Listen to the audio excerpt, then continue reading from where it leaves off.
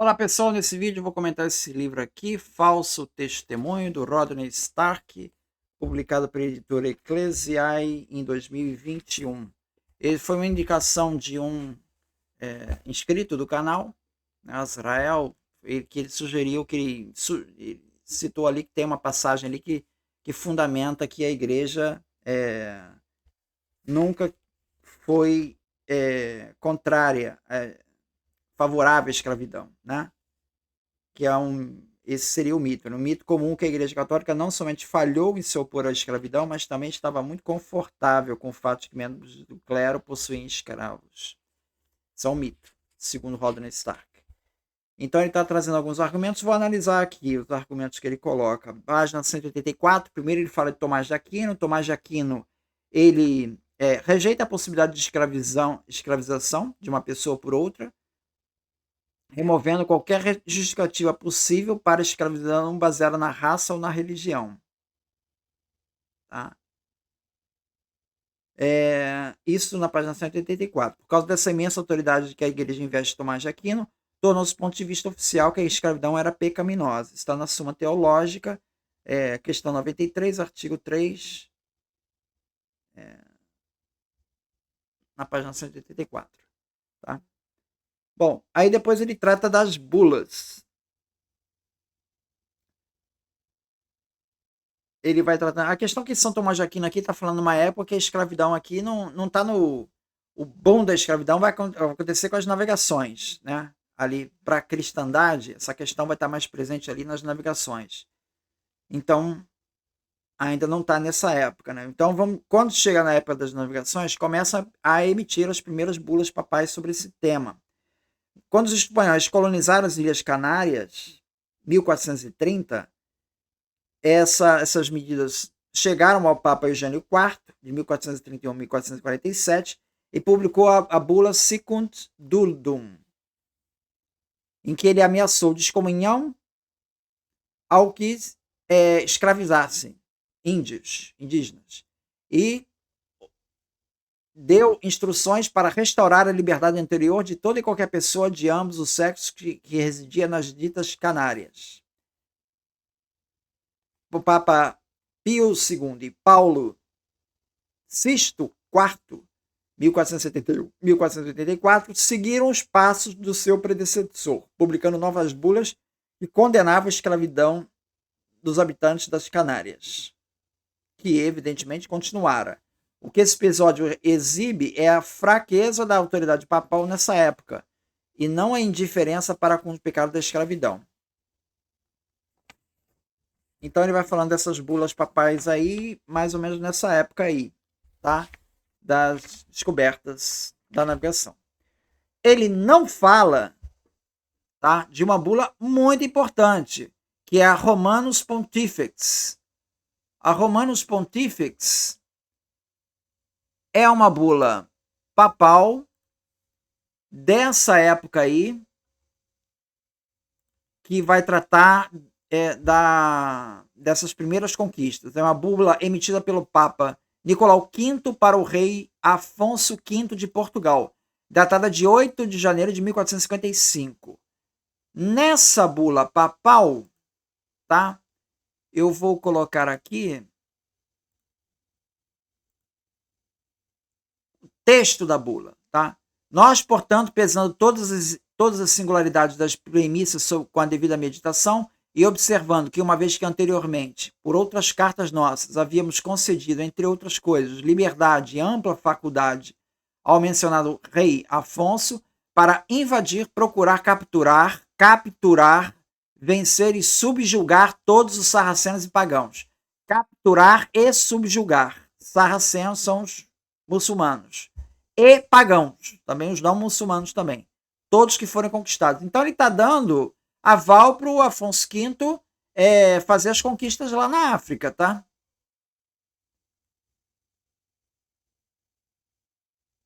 E para reduzir suas pessoas à escravidão perpétua e aplicar a apropriar-se a si mesmo e a seus sucessores, os reis ducados, e convertê-los ao seu uso e lucro.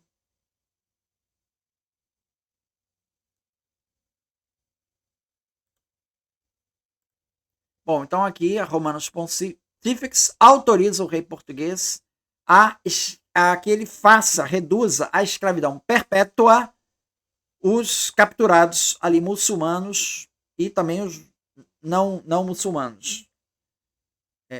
O Rodney Stark não explica essa bula aqui que está claramente sendo usada. Essa bula Romanus Pontifex, ela foi confirmada pelos papas seguintes, Calixto III, em 1456, na bula Intercetera, e por Sisto IV, em 1481, na bula Aeternis Regis.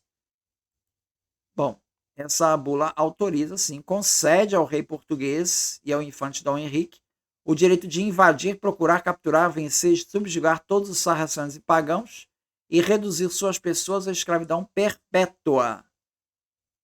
Então, autoriza, sim, a escravidão. Essa bula, ele não explicou essa bula aqui.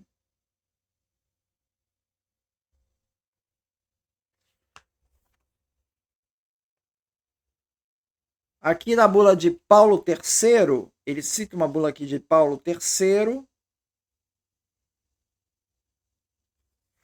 em que ele diz assim: nós, portanto, notando que os índios são de fato homens verdadeiros, por nossa autoridade apostólica, decretamos e declaramos pela presentes letras que os mesmos índios e todos os outros povos, ainda que estejam fora da fé, não devam ser privados de sua liberdade ou de outras posses, e não devem ser reduzidos à escravidão.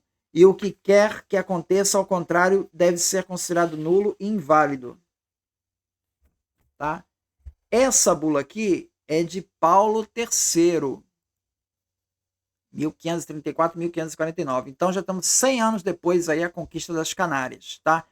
Então veja, ali aquelas primeiras bulas, na época da conquista, logo no começo da conquista africana, autoriza a escravidão. Depois vem essa bula de Paulo III, que ela diz que não é para escravidar, os índios devem ser livres. 1534, 1549, tá aqui a data. Tá? Então a igreja já cedo, né? Ela demorou um pouquinho, mas ela já cedo ela se pronunciou pela liberdade dos indígenas. A questão é com relação à escravidão dos negros, né? Porque os jesuítas vão ter aqui, na prática, um trabalho de defesa dos indígenas. Vão fazer as missões para garantir a segurança dos indígenas para não serem capturados. Vão entrar em atrito com os portugueses e vão acabar sendo expulsos por causa disso, por defender os índios. Tá? Então, essa questão da defesa da escravidão dos índios, a igreja logo, a partir dessa bula aqui de Paulo III, ela já se posiciona contra a escravidão dos índios. A questão é a escravidão dos negros. Esse é o ponto. Em 22 de abril de 1639, Urbano VIII, aí já estamos em 1639, ó, já tem escravidão aqui de negros aqui no Brasil, já desde 1500 aqui, tá? E já tá rolando solto a escravidão aqui. Aí, em 1639, ele vai publicar a bula Comissio Nobis, no qual afirma que a regra do nosso predecessor Paulo III, dos que aqueles que reduzissem a outra escravidão estavam sujeitos à excomunhão. Mas o Paulo III está se referindo aos índios, não está se referindo aos negros, tá?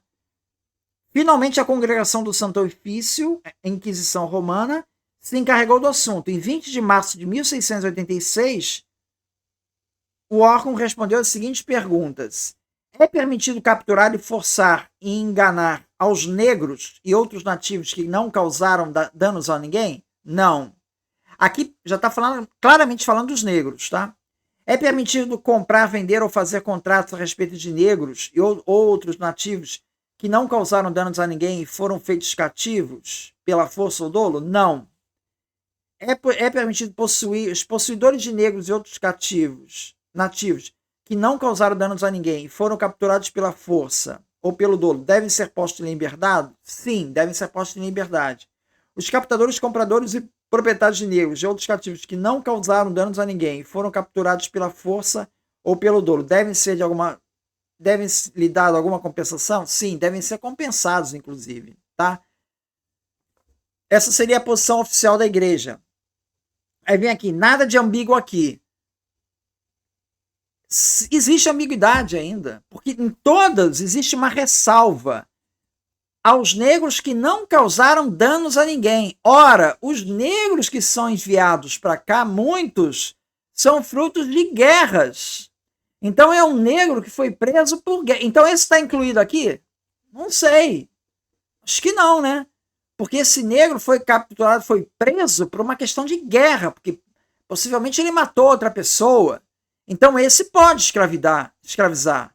E os negros que vieram para o Brasil, uma boa parte está nessa lista. Outros são negros que são feitos em guerras de captura. Como é que você vai distinguir guerra de captura de uma outra guerra normal? É tudo negro capturado numa guerra, mas só que essa guerra foi guerra para capturar negros.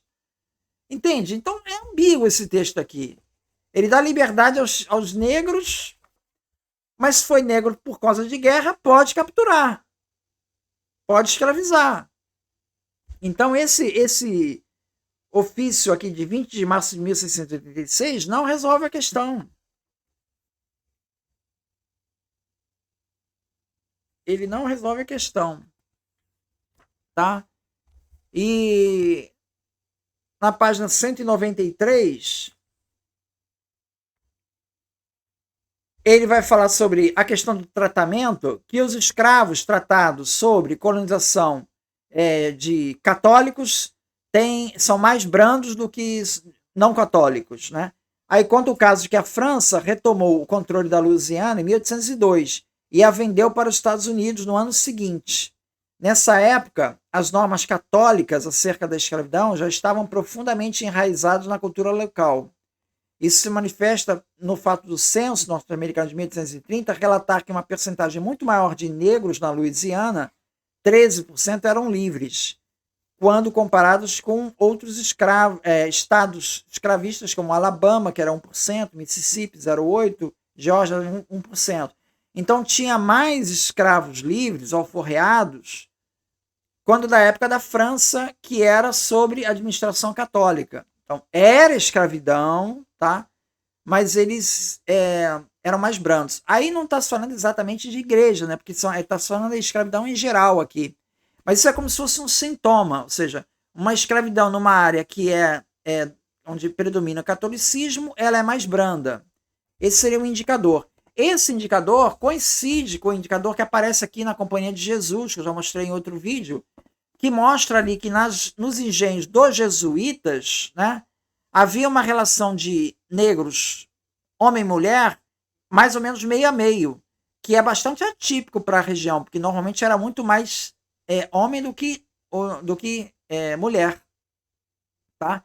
Isso revela que nesses engenhos, esses escravos, eles tinham filhos, eles se casavam, que esse índice de procriação no engenho normalmente era baixíssimo. E dos engenhos dos jesuítas é mais alto porque teriam condições mais humanas ali. A ponto do cara casar e ter uma família e viver ali. Tá? Então esse índice bate com esse índice aqui da Companhia de Jesus. Mas não exclui o fato de que nos dois casos estamos falando de escravidão. Tá? Então ele conclui no final que essa posição é ambígua. Ele cita o caso do Bartolomeu dos Las Casas, que foi um grande defensor dos indígenas e que recomendou a escravidão de negros para resolver o problema da escravidão dos indígenas. E mais tarde ele voltou atrás. Não obstante afirmações de que a igreja falhou em se opor à escravidão e de que os códigos escravistas meramente serviam aos senhores de escravos, simplesmente não são verdadeiras. Então a igreja não falhou ao se opor. Bom, esse é o ponto. O ofício lá do Santo Ofício que ele se refere, ele está excluindo a questão das guerras, e a questão das guerras já justificaria a escravidão aqui. Aqui o Eduardo Hornet, ele comenta aqui que você tem ali padres jesuítas, ele cita o exemplo de Gonçalo Leite, em 1546-1603, que escreveu uma carta ao padre-geral da Companhia de Jesus, em 20 de junho de 1586, contra os homicidas e roubadores da liberdade dos índios. Ele está reclamando ali dos índios que estão sendo traficados, escravizados ali. E comenta assim na carta: veja os nossos padres confessarem homicidas e roubadores da liberdade, fazendo isso hora alheio, sem restituição do passado, nem remédio dos meios dos males futuros, que da mesma sorte cada dia se cometem. Esse aqui, então, Padre Gonçalo Leite. E tem também o Padre Miguel Garcia, de 1550 a 1614, que em carta dirigida ao geral Aquaviva, de 1583, tratava sobre a liberdade dos índios, do qual era defensor, tomando-se intoleráveis as confissões dos moradores. Quer dizer, os dois padres estão reclamando que as pessoas, esses padres, aceitam a confissão de pessoas que escravizaram índios e que dão a confissão a essas pessoas, dão a perdão dos pecados a essas pessoas. Bom, essas tomadas de posição suscitaram grande confusão. O visitador Cristóvão de Gouveia consultou a mesa de consciência em Lisboa, pedindo o parecer dos moralistas e dogmáticos do reino. Todos foram de parecer que poderia haver cativeiros justos. Ou seja, desta forma, todos se voltaram contra os inconformados que foram repatriados. Os dois padres foram repatriados. Daí por diante, houve proibição da parte do visitador de os padres escrupulosos confessarem na igreja, encerrando essa questão.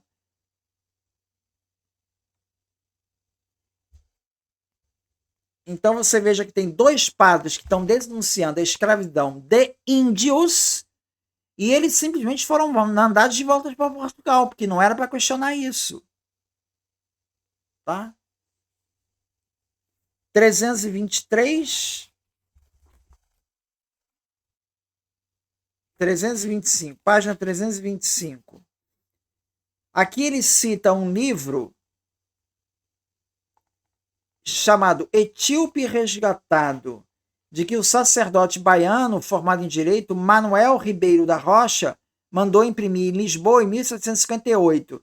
Passou pelas 3 censuras o livro, que era um panfleto a favor dos africanos, muito antes do seu tempo, em que a maioria dos espíritos se responsabilizava pelo problema, e que prova que houve sensibilidade diante do problema africano, mesmo em pleno século XVIII.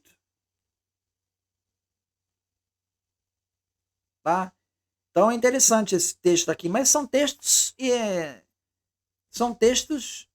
isolados. Você vê que esses dois padres em 1500, né, no século XVI, foram mandados de volta de Portugal, porque estavam se queixando da escravidão de indígenas. A escravidão de negros, você tem aqui esse relato daqui, que fala de negros que eram escravizados em fazendas de jesuítas, e não é uma ou duas, ele cita várias fazendas aqui, era regra. E não havia problema algum, apesar de que eles tinham um tratamento melhor, mas eram escravos. Então, assim, não havia claramente uma posição da igreja contra a escravidão de negros. Isso não havia. Tá? A possibilidade de escravidão, ela está na Romanus Pontifex, quando o Portugal começou a colonizar ali, traficar negros ali na África. E está sendo legitimado pela Romanus Pontifex. Então, assim, não existe essa questão.